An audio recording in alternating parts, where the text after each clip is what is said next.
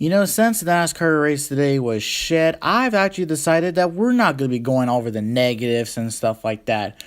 But today, I'm going to be here to review the Firestone Grand Prix of St. Petersburg.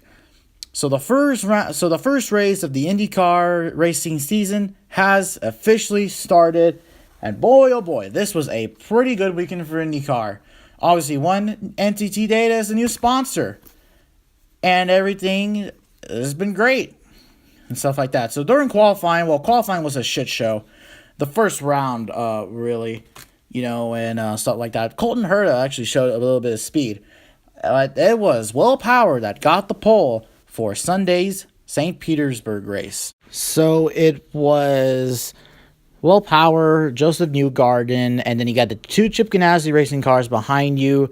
Scott Dixon and Felix Rosenquist, and then you got the Andretti Autosports cars with Ryan Hunter-Reay and Alexander Rossi. So we go to the green flag. Joseph Newgarden got a really bad start, but Felix Rosenquist falls into second place, and already early on in the race, Felix Rosenquist was showing a lot of speed and a lot of what he can do. And actually, as a matter of fact, I really wasn't paying attention much to Felix Rosenquist. What I mean by that is that I really never, I guess you could say, I really never talked about him. We didn't talk about him in the podcast at all, and stuff like that. But early on, Felix Rosenquist was showing a lot of talent and, obviously speed in the early going. So then we got our first incident of the day, and that was the two-time defending winner, Sebastian Bourdais, who I believe had a gearbox issue, and that ultimately put him out of the race. And yeah, pretty damn unfortunate for Sebastian Bourdais, but that's not only the Honda problems from today. So the first caution came out, and that was for Ryan Hunter-Reay blowing an engine. So, yeah, obviously, I really don't really understand how, Honda, you won the freaking championship last year with Scott Dixon. Drivers' championship and also manufacturer's championship. Then you come back the next year and let's decide we're not really going to be competitive at all. Let's just blow up all our engines. And oh, by the way, a Honda did not win today, but yeah, I bet you right now Fernando Alonso is probably laughing his ass off, probably in his home in Spain or something like that. But, hey, that's not, pretty bad day for two of my favorite drivers. Phoenix is gonna be a big one. So then on the restart, after Hunter-Reay blew his engine, Felix Rosenquist easily took the lead away from Will Power. He sweeps into the inside and took the lead away from the defending Indianapolis 500 champion. After Rosenquist took the lead from Will Power, Joseph Newgarden tried to pass his Team Penske teammate, but he couldn't pass him. Then in the middle part of the race, Ed Jones in his new ride for Ed Carpenter Racing slammed the wall in one of the street sections of the course, and then Matthias Lace just clips him in the right rear. He crashes him just late, and both cars took a pretty hard hit. It's a good thing that both drivers were okay, but obviously it was a bad day for obviously Matthias Lace. And Ed Jones is not really the day they were looking for, and it ultimately ended in a crash for both of them.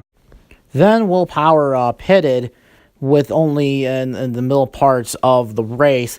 Also, Felix Rosenquist also came in to pit, and ultimately Will Power took the position away from Felix Rosenquist, and actually, as a matter of fact, he got really close to him, which that ultimately kind of, Felix Rosenquist, I guess you could say, almost crashed, getting out of pit road, Will Power. But hey, it's racing, and stuff like that. It's like it's not dirty at all. It's racing. Then after that, a little scuffle right there. Will Power was then held up by lap traffic. He was held up, obviously, by Marco Andretti. And this ultimately played into how the race would then play out later, as his teammate Joseph Newgarden would then ultimately take the lead at this point. The last half of the race was dominated by Joseph Newgarden. He, was just running his race, and it just, he was just playing it, slowly and stuff like that. But lap traffic was the thing that was possibly ultimately going to benefit him to maybe winning this race or not, as the defending champion Scott Dixon was closing, and he got past a couple of lap cars like, Tony Kanaan and I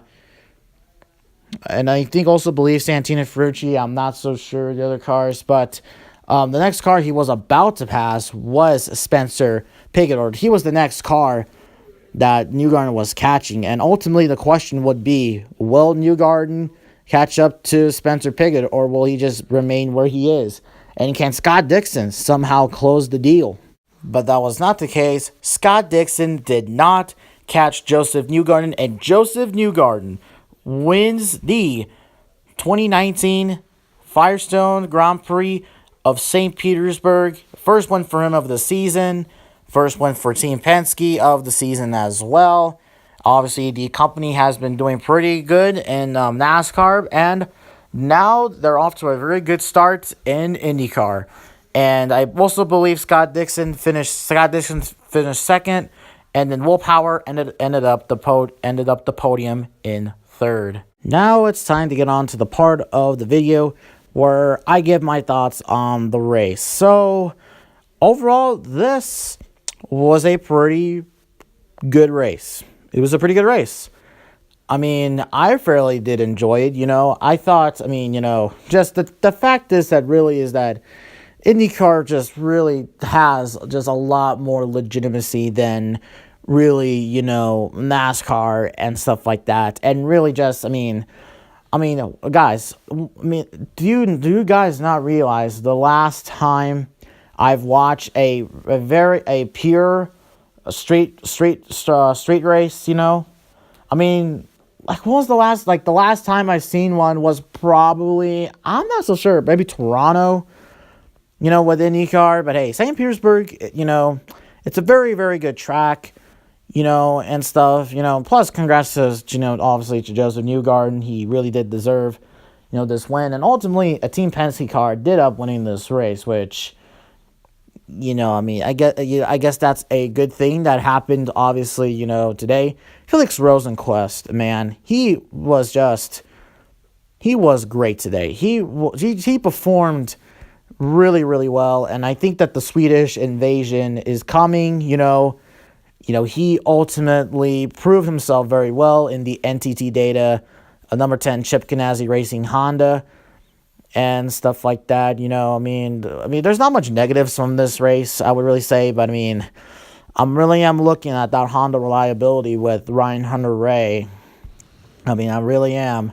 But also, guys, if you did not also pay attention, the two other Honda drivers were also out of this race, and that was, I think it was Takuma Sato. I think the other one was Charlie Kimball, or no, is he driving a Chevy? I'm not so sure. But people could clarify that in the comments below. But yeah, but let's get into the only one negative of the race. That was the broadcast. Oh my God, man, this was just terrible. Seriously. Okay, look. I like NBC. Okay, not much other people will like them. Mainly for their NASCAR broadcast. But hey, that racing series is already not even good as it is. So yeah, but just the broadcast today from IndyCar on NBC. Guys, if you did not know, during the race, I'm not so sure what part of the race it was, but during the race, NBC lost video feed of St. Petersburg, or they lost connection from the or something happened, technical difficulties, but yeah, so ultimately we lost basically, like that, like I think almost maybe 10 laps of the race, but I'm not really so sure. But yeah, NBC, you really didn't mess up this time. I mean, not only you messed up Sonoma from last year with obviously the NASCAR race being be just being like, a big, what that was one of the big issues with that, like the Las Vegas race was just going too damn long. And they obviously missed the Alexander Rossi mishap of the, of that race and stuff like that. And this is the second strike, right here. So, yeah, so IndyCar on NBC was pretty bad today. I mean, a lot of people say there's no way you can defend NBC, but I mean, stuff like this can happen. I mean, like, and stuff like that. I mean, I think this just came at a random time. I mean, at the time, I mean, I was also watching this race with my good buddies, Orc Flop and Cahill 145. Ultimately, they were pissed with NBC. I wanted to defend them, but they were like, there's no way you can defend them, which I didn't want to really speak my mind at the time, but I'm speaking my mind. I mean, I still do like NBC, but hey, you really didn't mess up today and IndyCar on NBC. At least we didn't have to deal with Rutledge Wood, not until, I don't know, 12 hours of Sebring or some shit like that. So, there you go, guys. That was my review of the 2019 Firestone Grand Prix of St. Petersburg. I hope you guys enjoyed this video. If you did, leave a like, comment down below. What were your thoughts of the race? And also, by the way, I'm thinking that I'm most likely going to review every IndyCar race this season. I mean, the ones that I can review and stuff like that. But I ultimately wanted to review this race because the NASCAR race today was I'll talk about that once the video is uploaded on Friday. But one thing's for certain,